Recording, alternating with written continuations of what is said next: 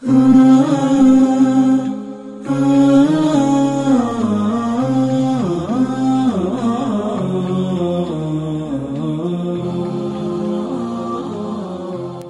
باللہ من الشیطان اللعین الرجیم بسم اللہ الرحمن الرحیم الحمد للہ رب العالمین والصلاة والسلام علی خیر خلقہ محمد وعلی اہل بیتہ الطیبین الطاہرین اما بعد سامعین الکرام و مشاہدین الکرام السلام علیکم ورحمۃ اللہ وبرکاتہ۔ انشاءاللہ آج آپ کی خدمت میں ہاتھوں کے دھونے کے حوالے سے اور سر کا مسح اور پاؤں کے مسح کے حوالے سے گفتگو کریں گے۔ پچھلے پروگرام میں آپ کی خدمت میں چہرے کے دھونے کے حوالے سے اور آپ کی خدمت میں عرض کیا تھا، اور آج جو ہے وضو میں جو 4 اجزاء وضو ہیں جس میں چہرے کا دھونا، ہاتھوں کا دھونا، سر کا مسح اور پاؤں کا مسح ہے۔ آج ہاتھوں کے دھونے کے حوالے سے کہ کہاں سے کہاں تک دھونا ہے۔ دھونا واجب ہے جہاں کوہنی سے لے کر انگلیوں کے آخری سرے تک دھونا یہ واجب ہے۔ کوہنی سے لے کر انگلیوں کے آخری حصے تک، اوپر سے نیچے کی طرف دھونا واجب ہے، لیکن کہ میں نے واجب مقدار کو دھویا ہے یا نہیں دھویا ہے اسے یقین حاصل کرنے کے لیے کوہنی سے تھوڑا سا اوپر والا حصہ بھی دھو لے تاکہ اسے یقین ہو کہ میں نے دھو لیا ہے۔ اسی طرح جو ہے بایاں ہاتھ بھی دھونا واجب ہے۔ پہلے دایاں ہاتھ دھونا واجب ہے، اس کے بعد بایاں ہاتھ دھونا واجب ہے۔ یہاں پر ایک چیز ملاحظہ کریں کہ ایک دفعہ دھونا واجب ہے، 2 دفعہ دھونا مستحب ہے۔ یہ دھونا کب سے دیکھا جاتا ہے؟ بعض مومنین اس میں اشتباہ کرتے ہیں کہ میں نے 1 دفعہ دھویا ہے، 2 دفعہ دھویا ہے، 3 دفعہ دھویا ہے۔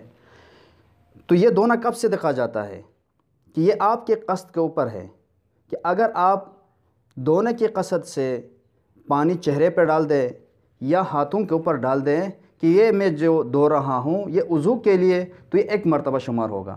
لیکن آپ دھونے کی قصد نہ کریں، مثلا یہاں پر کوئی گندگی ہے اس کو ہٹانے کی قصد سے، ٹھنڈک کی قصد سے یا صفائی کی قصد سے ڈال رہے ہیں تو یہ 1 مرتبہ شمار نہیں ہوگا۔ لیکن جو ہی آپ دھونے کی قصد سے، وضو کی قصد سے جب آپ پانی ڈالیں گے تو یہ 1 مرتبہ شمار ہوگا۔ اب آتے ہیں سر کے مسح کی طرف۔ سر کے 4 حصے ہیں، سامنے والا حصہ، سائیڈ کے 2 حصے اور سر کے پچھلا حصہ۔ اب مسح کون سے حصے میں کرنا ہے؟ پچھلے حصے کے علاوہ سامنے والا اور سائیڈ کے حصوں پر مسح کر سکتے ہیں، لیکن مستحب اور افضل یہ ہے کہ جو پیشانی کے ساتھ ملا ہوا ہے جو حصہ سر کے اگلے حصے پہ مسح کرنا مستحب ہے۔ تو کس مقدار میں؟ کہ طول اور عرض کے اعتبار سے، لمبائی اور چوڑائی کے اعتبار سے کتنے مقدار میں مسح کرنا واجب ہے، یہ آپ اس چیز میں جو ہے ملاحظہ کریں۔ تو اس مسح کے لیے، سر کے مسح کے لیے مسح صدقہ جائے، جیسا کہ سر پہ آپ ہاتھ رکھیں اور نیچے کی طرف تھوڑا کھینچ لے تو یہ بھی مسح شمار ہو جاتا ہے، جس کے اوپر مسح صدقہ جائے۔ اب لیکن مستحب کیا ہے؟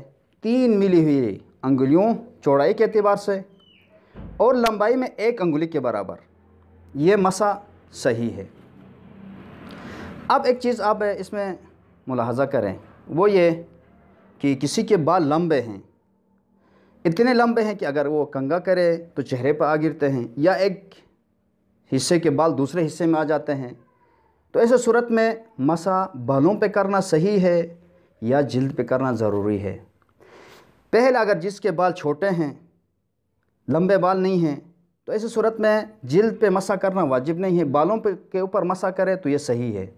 لیکن جس کے بال لمبے ہیں، کنگھا کرنے کی وجہ سے بال چہرے پہ آ گرتے ہیں یا ایک حصے کے بال دوسرے حصے میں جاتے ہیں، تو ایسے صورت میں مانگ نکال کے بالوں کے جڑوں پہ جلد پہ مسح کرنا ضروری ہے۔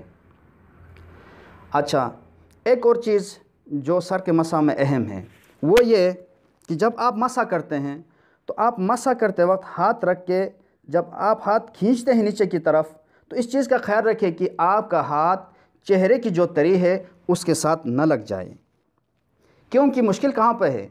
بعد میں آپ نے پاؤں کا مسح کرنا ہے، اس کے لیے مشکل ہے، کیونکہ ہاتھ میں جو تری ہے اسی سے مسح کرنا واجب ہے۔ اب آپ جب مسح کریں گے اور یہ جو آپ مسح کرتے وقت ہاتھ اتنا نیچے لے کے آئیں کہ وہ چہرے کے اوپر جو تری ہے اس کے ساتھ لگ جائے اور اسی سے مسح کریں، تو پھر آپ کا مسح صحیح نہیں ہوگا اور آپ کا وضو باطل ہو جائے گا۔ اس لیے اس چیز کا خیال رکھیں کہ اتنا نیچے نہ لے کے آ جائے کہ وہ چہرے کے تری کے ساتھ آپ کا ہاتھ مس ہو جائے، ٹچ ہو جائے۔ اب یہ ہو گیا سر کے مسح کے حوالے سے۔ اب آتے ہیں پاؤں کے مسح کی طرف۔ پاؤں کے مسح میں انگلی سے کے ابتدا سے لے کر ابھار تک نہیں کرنا ہے، بلکہ جوڑ تک۔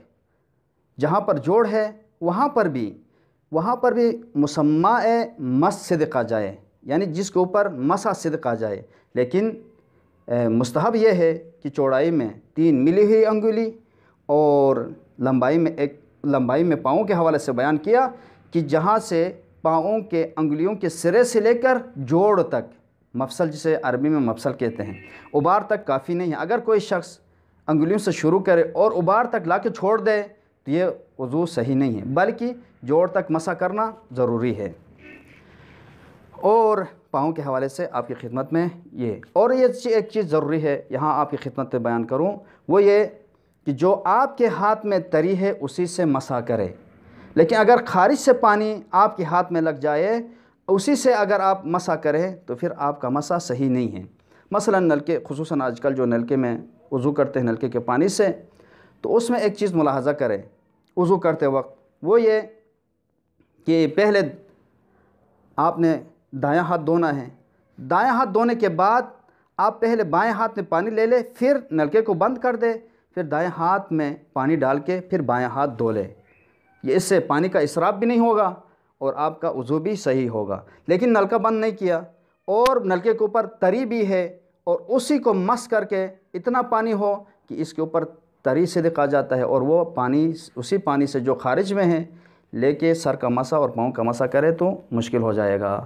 آج کے لیے اتنا کافی ہے، انشاءاللہ آپ کی خدمت میں آئندہ بھی مسائل بیان کرتے رہیں گے۔ والسلام علیکم ورحمۃ اللہ وبرکاتہ۔